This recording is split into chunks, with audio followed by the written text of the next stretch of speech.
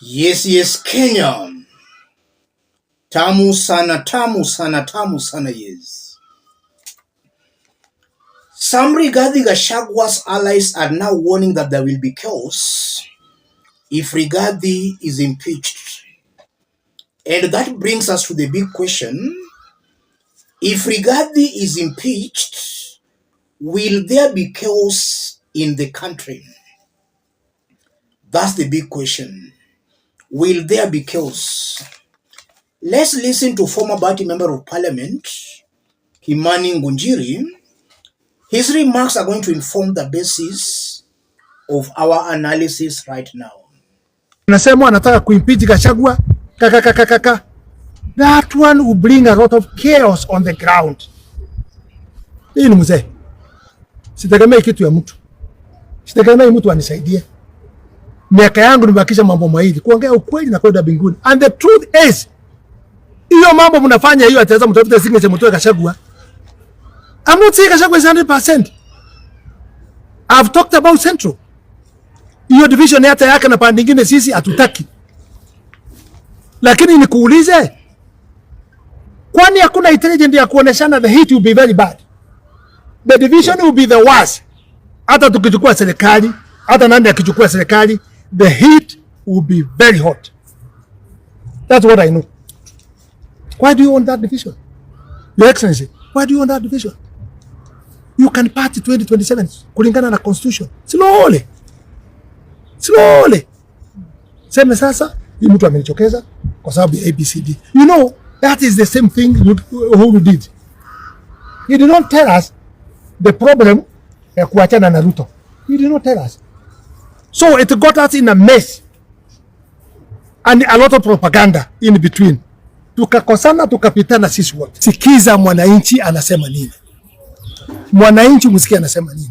Wanjiko, does he have the, did you consult? Did you do public participation kwenyu huko? Kwetu hatujafanya public participation, tutafanya. Let's put those remarks into perspective. If you are watching us but you have not yet subscribed, subscribe, give the video a like. Let's proceed. Kimani Ngunjiri is saying, unasemwa wanataka kuimpeach Gachagua, that will bring chaos on the ground. The heat will be very bad. Is it true if Rigathi is impeached, there will be chaos? In 2005, upon Raila Odinga and his team ganging up to defeat Mwai Kibaki at the referendum, we had the yes Ndizi side and the no orange side. Kibaki sacked Raila Odinga and his team. That entire team was sacked. Were there chaos in the country? There were no chaos. The country was very peaceful. If Rigathi Gachagua is impeached today, there will be no chaos in the country. And not only in the country, there will be no chaos on the mountain unless Rigathi Gachagua himself and his allies organizes chaos on the mountain. And should they do that, William Ruto Kindiki's team will also organize their supporters on the mountain to counter Rigathi Gachagua's team. So there will be chaos if Rigathi's team organizes those chaos. But I'm not seeing any chance where there will be chaos. The country will be very peaceful. And just as I've been explaining here, Rigathi has no numbers. If an impeachment motion is brought against him today, Rigathi will go home very early in the morning. In fact, to impeach a deputy president, all that is needed is 2/3. If Ruto and his team can manage 2/3, they'll send Rigathi home. I'm seeing a whooping majority, if not 90%, of members of parliament will vote to impeach Rigathi Gachagua. Rigathi brought this upon himself, and I strongly believe he should not be mourned. He was used to undermine Uhuru Kenyatta, and now some mountain leaders are also being used to undermine him. What goes around comes around. That's how life is. I can also not sympathize with William Ruto because he rebelled against Uhuru Kenyatta as Uhuru's deputy. Now as the president, his own deputy Rigathi is rebelling against him. So these two leaders are just being served from the same dish they did serve Uhuru Kenyatta. What goes around comes around. I've always explained here that if Rigathi is impeached before 2027, Rigathi will die politically.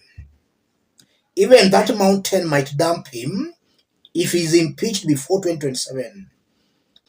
In that his plans will be disrupted before they mature. If maybe his impeachment is done after 2027, then he'll be too strong to be stopped. So if William Ruto is serious, he wants to stop Rigathi Gachagua, that impeachment has to be done before 2027. And in fact, the earlier the better. If it can be done in 2024, the better. Ruto has to kill Rigathi politically before Rigathi matures fully into the mountain's political kingpin. And also looking at things objectively as they unfold, it's very clear William Ruto's only best option of dealing with Rigathi Gachagua is for him to start performing. Let the impeachment go on, but in good time. And as that is going on, William Ruto and his team should now deliver to the people. If they don't deliver, Rigathi will have a fodder to actually attack and incite his people against Ruto's government. If Ruto fails to deliver. And finally, as I conclude, Rigathi is also being served for being politically naive. Immediately they came to power, instead of reaching out to the mountain leaders, he started antagonizing and attacking them. In fact, when Rigathi was being sworn in as the deputy president, his first speech was to attack Uhuru Kenyatta. He badly attacked Uhuru Kenyatta. And days in office, he also started attacking some mountain leaders who were critical of Kenya Kwanza government. So Rigathi was attacking everybody, those in government and in the opposition. And we know that in 2022, he was not the darling of most Kenya Kwanza leaders. Most of them preferred Kithure Kindiki. Rigathi ought to have used some common sense upon becoming the deputy president. He ought to have reached out to those leaders. But he decided to be a boss, dictating terms to them. And just weeks back, we saw him warning these leaders that come December, if those leaders are not supporting him, they'll not get re-elected. These are open blunders Rigathi is making. Politics is an art of persuasion. You don't force people to follow you. You persuade them, and if possible, you can even use tokens to lure them into supporting you. You don't force people. Let me stop it there. If you are watching us but you have not yet subscribed, just as I did indicate, subscribe, give the video a like. Let's meet in our next analysis.